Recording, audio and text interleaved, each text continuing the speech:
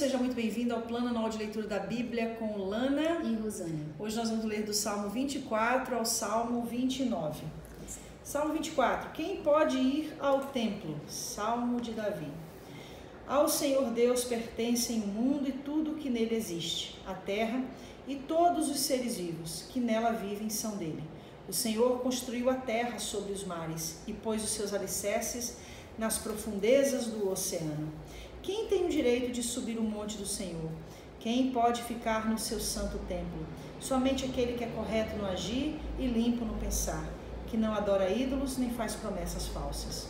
O Senhor Deus o abençoará, o salvará e o declarará inocente no julgamento. São assim as pessoas que adoram o Senhor, que prestam culto ao Deus de Jacó. Abram bem os portões antigos e entrará o Rei da Glória. Quem é esse Rei da Glória? É Deus, o Senhor, forte e poderoso, o Senhor poderoso na batalha. Abram bem os portões antigos e entrará o Rei da Glória.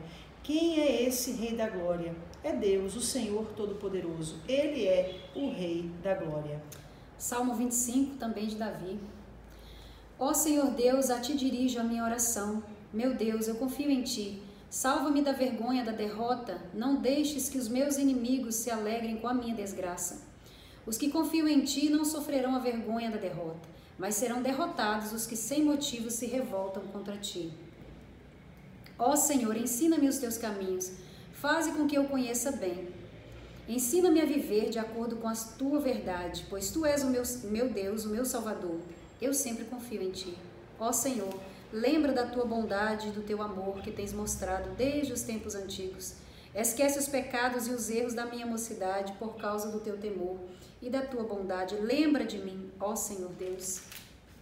O Senhor é justo e bom e por isso mostra aos pecadores o caminho que deve seguir. Deus guia os humildes no caminho certo e lhes ensina a sua vontade. Ele é fiel e com amor guia todos os que são fiéis à sua aliança e que obedecem aos seus mandamentos. Ó Senhor Deus, cumpre a tua promessa e perdoa os meus pecados, porque são muitos. Aqueles que temem o Senhor aprenderão com ele o caminho que devem seguir. Eles sempre terão sucesso e a terra prometida será dos seus filhos. O Senhor Deus é amigo daqueles que o temem e lhes ensina as condições da aliança que fez com eles. Eu olho sempre para o Senhor, pois ele me livra do perigo. Ó Deus, olha para mim e tem pena de mim, pois estou sendo perseguido e não tenho proteção. Livra o meu coração de todas as aflições e tira-me de todas as dificuldades. Vês a minha tristeza e sofrimento e perdoa todos os meus pecados. Vês quanto inimigos tenho, vê como é grande o ódio deles contra mim. Protege-me e salva-me, livra-me da vergonha da derrota, pois em ti encontro segurança. Que a minha honestidade e sinceridade me protejam, porque confio em ti. Ó Deus, salva Israel, o teu povo, de todas as dificuldades. Salmo de número 26. Oração de uma pessoa inocente. De Davi. Ó Senhor Deus, declara que estou inocente, pois faço o que é certo e confio inteiramente em ti. Examina-me e põe-me à prova, ó Senhor. Julga os meus desejos e os meus pensamentos, pois o teu amor me guia e a tua verdade sempre me orienta. Eu não ando na companhia de gente falsa e não vivo com hipócritas. Não me ajunto com os perversos e não ando com os maus. Ó Senhor Deus, lavo as minhas mãos para mostrar que estou inocente. Anda em volta do teu altar, junto com os que te adoram, cantando um hino de gratidão e falando das tuas obras maravilhosas. Ó Senhor Deus, eu amo a casa onde vives, o lugar onde estás presente com tua glória. Não me destrua junto com os que não querem saber de ti. Livra-me do castigo que recebem os assassinos, aqueles que vivem fazendo mal e que estão sempre prontos para receber suborno. Eu, porém, faço o que é certo. Tem compaixão de mim e salva-me. Estou livre de todos os perigos nas reuniões de adoração. Eu louvarei a Deus, o Senhor. Eu fico anotando e fico atrasando. 27, também, Salmos de Davi. O Senhor Deus é a minha luz e a minha salvação. De quem terei medo? O Senhor me livra de todo perigo, não ficarei com medo de ninguém. Quando os meus inimigos me atacam e procuram me matar, são eles que tropeçam e caem. Ainda que um exército inteiro me cerque, não terei medo. Ainda que os meus inimigos me ataquem, continuarei confiando em Deus. A Deus, o Senhor, pedi uma coisa, e o que eu quero é só isso, que Ele me deixe viver na sua casa todos os dias da minha vida, para sentir maravilhado a sua bondade e pedir a sua orientação. Em tempos difíceis, Ele me esconderá no seu abrigo, Ele me guardará no seu templo e me colocará em segurança no alto de uma rocha. Assim vencerei os inimigos que me cercam. Com gritos de alegria, oferecerei sacrifícios no seu templo. Eu cantarei louvores a Deus, o Senhor. Ó Senhor, ouve-me quando eu te clamar. Tem compaixão de mim e responde-me. Tu dissestes, venha me adorar. Eu respondo, eu irei te adorar, ó Senhor. Deus, não te escondas de mim. Não fique irado comigo. Não rejeites esse teu servo, ó Deus, meu libertador. Tu tens sido a minha ajuda. Não me deixes, não me abandones. Ainda que meu pai e minha mãe me abandonem, o Senhor cuidará de mim. Ó Senhor Deus, ensine-me a fazer a tua vontade, guia-me por um caminho seguro, pois os meus inimigos são muitos. Não me entregues nas mãos desses inimigos que dizem mentiras contra mim e me ameaçam com violência. Estou certo de que verei ainda nesta vida o Senhor Deus mostrar a sua bondade. Confie no Senhor, tenha fé e coragem. Confie em Deus, o Senhor. Salmo de número 28, também de Davi, oração pedindo ajuda. Ó Senhor Deus, minha rocha, eu peço a tua ajuda. Não deixes de ouvir o meu pedido. Se não me responderes, eu estarei como aqueles que descem ao mundo dos mortos. Ouve-me quando levanto as mãos na direção do teu santo templo e grito pedindo a tua ajuda. Não me castigues, juntamente com os maus, com os que praticam más ações. Eles falam como se fossem amigos, mas o coração deles está cheio de maldade. Castiga essas pessoas pelas suas ações, por todo o mal que têm feito. Dá aos maus o que merecem. Eles não querem saber do que o Senhor tem feito, nem reparam os seus atos poderosos. Por isso ele os castigará e os destruirá para sempre. Louvado seja Deus, o Senhor, pois ele ouviu o meu grito pedindo ajuda. O Senhor é a minha força e o meu escudo. Com todo o coração eu confio nele. O Senhor me ajuda. Por isso meu coração está feliz. Eu canto hinos em seu louvor. O Senhor Deus é a força do seu povo. O Senhor é o refúgio seguro do rei que ele escolheu. Ó Deus, salva o teu povo e abençoa aqueles que são teus. Ser o pastor deles e cuida deles para sempre. 29. Estou procurando. Vamos lá. Salmos também de Davi, 29. Anjos, louvem a Deus, o Senhor. Louvem a sua glória e o seu poder. Deem ao Senhor honra que ele merece. Curvem-se diante do Senhor, o santo Deus, quando ele aparecer. A voz do Senhor é ouvida sobre as águas. O glorioso Deus troveja e sobre os mares se ouve a sua voz. A voz do Senhor é cheia de poder e majestade. A sua voz quebra as árvores do cedro, quebra até os cedros dos montes Líbanos. Os montes Líbanos ele faz saltar como bezerros. O monte Hermon ele faz pular como um boi novo. A voz do Senhor faz brilhar os relâmpagos. A sua voz faz tremer o deserto. O Senhor faz tremer o deserto de Cádiz. A voz do Senhor sacode os carvalhos e arranca as folhas das árvores. Enquanto isso, no seu templo, todos gritam, glória a Deus. O Senhor Deus reina sobre as águas profundas. Como rei, ele governa para sempre. O Senhor dá força a seu povo e abençoa, dando-lhe tudo o que é bom. Agora a gente chegou num ponto que eu já não fiz ainda. Olha aí! Salmodiagem. Jesus! Vamos deixar fluir então agora para outra direção.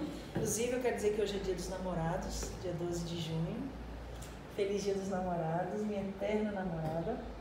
Feliz dia dos namorados. Lindeza. Eu quero falar um pouquinho sobre uma coisa que me chamou muita atenção. A gente já falou sobre isso antes, mas eu quero falar agora com a propriedade que os salmos nos dão. É óbvio que a gente vai ver aí, né, muitos salmos, e nesses salmos a dificuldade de Davi, as lutas que Davi passa. Inclusive, ontem nós lemos o salmo de número 22, quando ele começa, meu Deus, por que me abandonaste? Essas palavras aqui, elas estão em hebraico. Jesus citou essas mesmas palavras em aramaico quando estava na cruz, ou seja, a identificação da dor de Cristo com a identificação da dor do salmista, o sentimento que ele tem. Inclusive o Salmo de número 22 é um salmo que foi escrito em intensa agonia e terrível desolação mental, tamanha luta que ele estava passando. O Salmo de número 22. Mas aí o que eu quero chamar a atenção aqui? A gente percebe que existe uma espiritualidade na vida de Davi que fez com que ele crescesse e amadurecesse espiritualmente. E uma coisa que me chama muito a atenção, a gente sabe que quando todas as vezes que Davi se refere a templo, Davi está se referindo ao tabernáculo que foi levantado por Moisés no deserto. Esse tabernáculo foi levado para Siló, posteriormente esse tabernáculo é levado para Jerusalém, a cidade de Davi. E aí o que eu quero agregar nesse sentido? Um homem em crescente espiritualidade, que aprendeu a lidar com os desafios da vida, com as aflições da vida, fossem inimigos externos, inimigos internos, fossem inimigos dentro dele mesmo, como doenças, enfermidades, pecados. Ele aprendeu a lidar com esses inimigos. E uma coisa que me chama muita atenção é a simbologia, a representatividade que o templo tinha para Davi, que a casa de Deus tinha para Davi. Olha, eu vou falar só daqui do Salmo 22 até o Salmo de número 29, que foi o que a gente leu, tá? No Salmo 22 ele diz: na reunião de todo o povo, ó Senhor, eu te louvarei. A reunião de todo o povo, onde o povo se reúne? No templo. No templo, na igreja. Né? Quando eu falo tá igreja, eu falo dentro da atualidade, né? Na presença de todos os que te temem, oferecerei o sacrifício. Aonde que ele oferece sacrifício? No templo. Aí ele vem no Salmo 24, verso 3. Quem tem o direito de subir o monte do Senhor? Quem pode ficar no seu santo templo? Ele está falando de novo da igreja.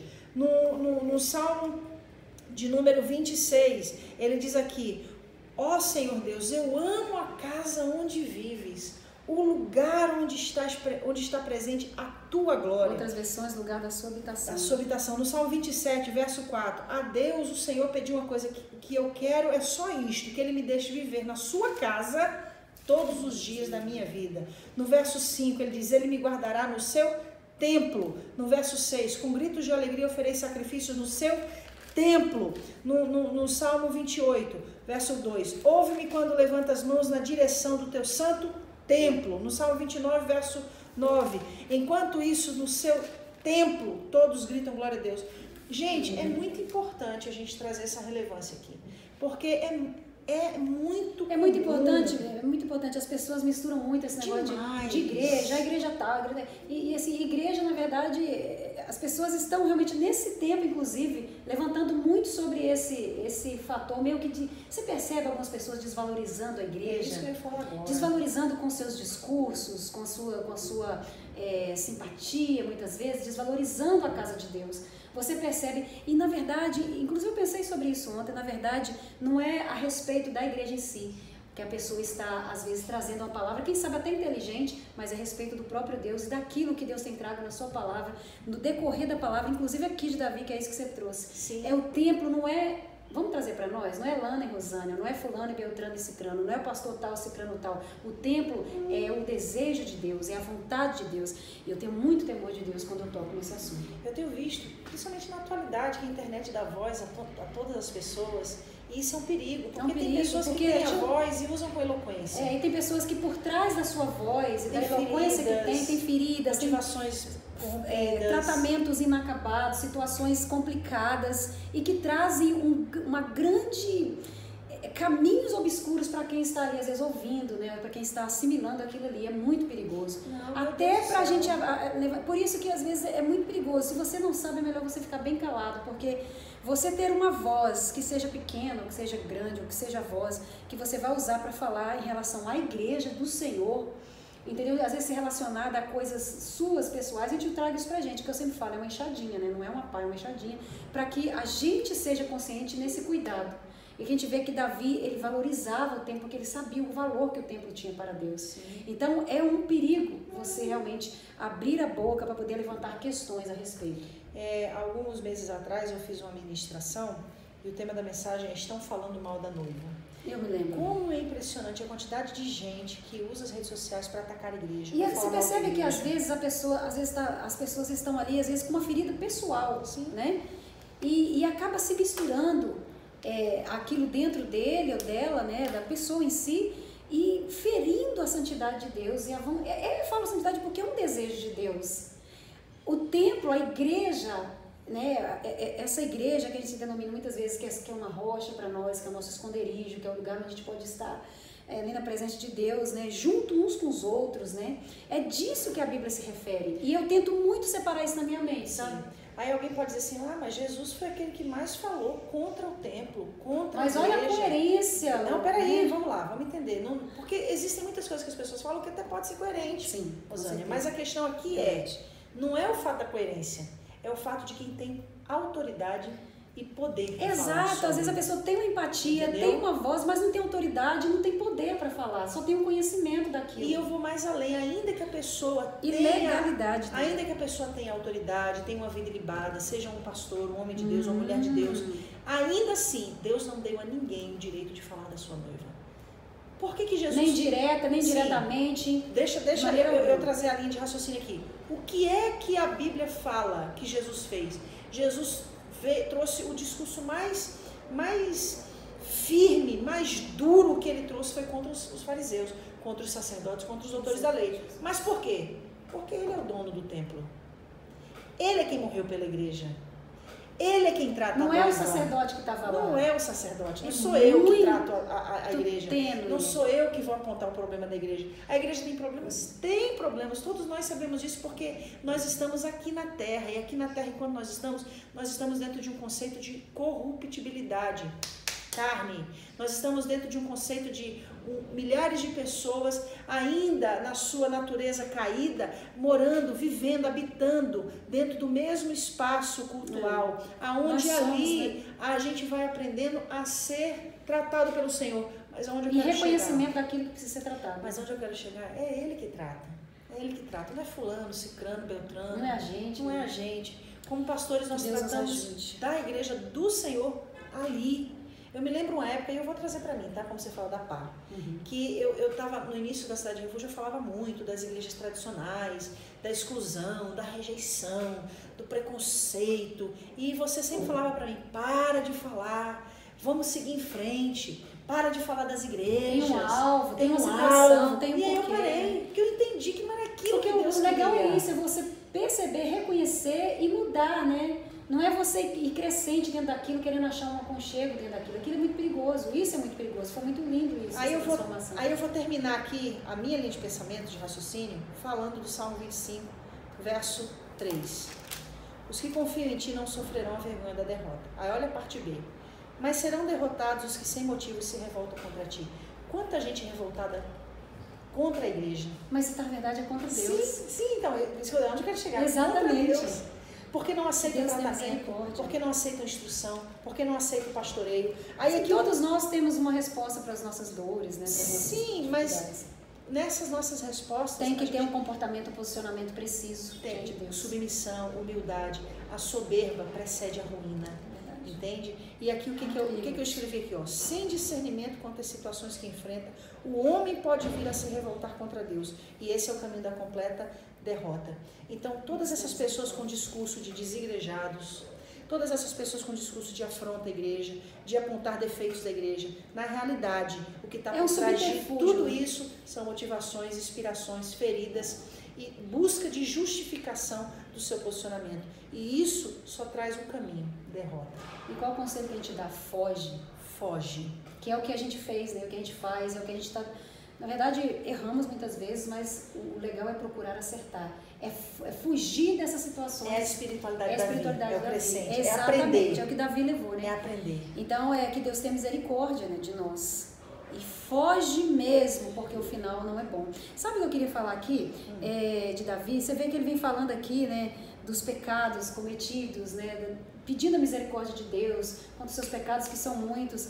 E é muito lindo quando ele chega aqui, ó, no 25, Aí ele fala, os que confiam em ti sofrerão vergonha e derrota, os que confiam em ti não sofrerão a vergonha e a derrota, mas serão derrotados os que sem motivo se revoltam contra ti. Aí a gente percebe que é como se fosse uma busca, como se ele preparasse uma cama para ele chegar onde ele queria chegar, né? Que é estar realmente falando do temor do Senhor. Aí que ele fala, onde ele fala do povo dele? Aqui, ó. Não, peraí, não, calma que eu vou achar, porque eu anotei um monte de coisa. É aqui, eu acho que no 25... Que ele fala o quê? Que ele fala do povo dele, né? Que ele adorará junto com o seu povo. É aqui, ó. Antigos, a minha mocidade. Aí ele fala da mocidade, né? Do crescimento dele. Aí ele fala aqui, e me guardará no seu templo. Ai, meu Deus, eu tava com a linha de pensamento. Aqui, no capítulo 22, verso 20... Capítulo não, no Salmo de número 22, verso 25. Na reunião de todo o povo, ó Senhor, eu te louvarei. Aí ele fala, ele é como se... Aqui eu vejo Davi querendo ser melhor e se importando com as pessoas que estavam ali, sobre, como é que fala? Sobre o direcionamento dele, sobre a liderança dele, que ele fala com muita fineza, assim, de expressão, quando ele fala... Onde é que você falou mesmo? Verso 25. Deus, eu marquei, eu fiz até uma bolinha em volta. Quer ver? Na reunião de todo o povo, ó Senhor, eu te louvarei pelo que tens feito. É esse? Seu tempo de me colocar na segurança. Olha, eu me perdi. Mas ele traz o povo como se fosse o povo dele mesmo. Sim. Que ele coloca, que a verdade era, né? O rei. O povo dele era. Aí a gente percebe que ele é uma crescente de um cuidado com ele mesmo, com aquilo que ele fazia, com aquilo que ele estava fazendo, errando, pecando, e a mudança que ele queria para poder estar junto com a minha gente. É isso que ele dizia. Que era como se ele dissesse, me prepara realmente do seu jeito, né? Eu estou falando da minha linguagem, para que eu esteja diante da minha gente, do meu povo, que é o povo de Deus. Seja uma referência. Ou seja, ele se preocupava em reconhecer o seu erro, em saber onde ele estava errando, onde ele estava acertando, para que ele fosse referência para o povo dele. Eu achei muito bonito isso. Eu aprendi uma coisa hoje, vou ensinar aqui, né? Porque a gente não é mar morto, não recebe e detém, a gente libera. Qual é a ordem dos nossos pronomes? É eu, tu, ele. Uhum. Na literatura hebraica, sabe qual é a ordem do pronome da literatura hebraica? É ele, tu e eu. Por que ele? Porque ele é o princípio de todas as coisas. Sem ele a gente não é nada. Tu, ou seja, o outro. Ou seja, a minha religião, ela tem que se importar primeiro com o meu próximo. Que Deus nos ajude. Exato. Né? Isso mesmo. E o terceiro, eu. Ou seja, é uma compreensão totalmente voltada para essa questão do altruísmo, do outro. E como a gente hoje, na atualidade, nós vemos pessoas que estão tão preocupadas com o seu eu, né, com essa religião egoísta, quando na realidade a verdadeira religião é o tu, é o outro, colocando ele no centro de todas as coisas. Amém. Amém? Que possamos entender, né, essa lei aí. Em nome de Jesus. Um abraço a todos, não esquece de dar o like no final do vídeo. Te esperamos amanhã do Salmo de número 30 ao Salmo 34. Deus abençoe.